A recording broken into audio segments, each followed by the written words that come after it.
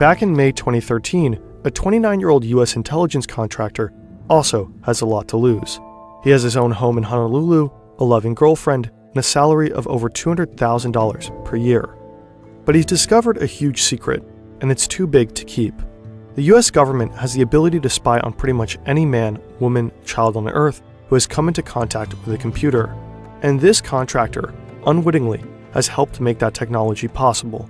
He's haunted by this information and horrified that his government is violating its public civil rights so egregiously. He knows that revealing this information to anyone, a lawyer, a judge, or even Congress, would be committing felonies so severe that he would spend a lifetime in prison. He's worried he'll never see his family again, and he doesn't know what consequences they'll encounter if he blows the whistle. But he has to do it. He's been quietly collecting evidence of this secret for a while, and he's just downloaded the last documents. He tells his employer, the US government, that he needs a couple of weeks off to manage his epilepsy. This buys him a bit of time to leave the country without arousing suspicion.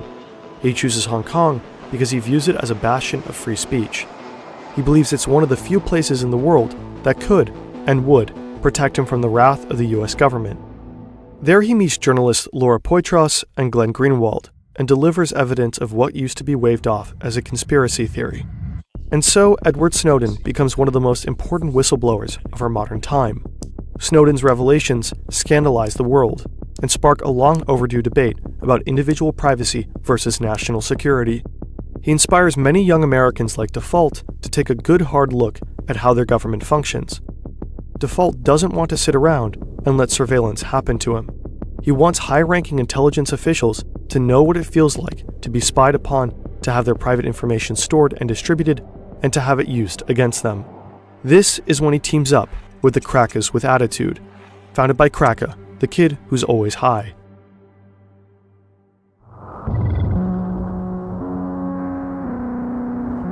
Leicestershire, England, 2015. In a housing estate on the outskirts of a sleepy former mining town, there's not a lot to do except get high or go online. In the case of 15-year-old Cracker, he spends his time doing both. He's angry about corruption, about surveillance, but in particular about the US's involvement in the Middle East. He becomes especially focused on Palestine and sees the US as directly responsible for death and suffering in Gaza. He decides to do something about it. This was political. We heard he was really angry about US foreign policy. So he started a collective called Crackers with Attitude, and then he hacked into sensitive documents online. One of his first victims is James Clapper, then the National Director of Intelligence of the Obama administration. Clapper, one of the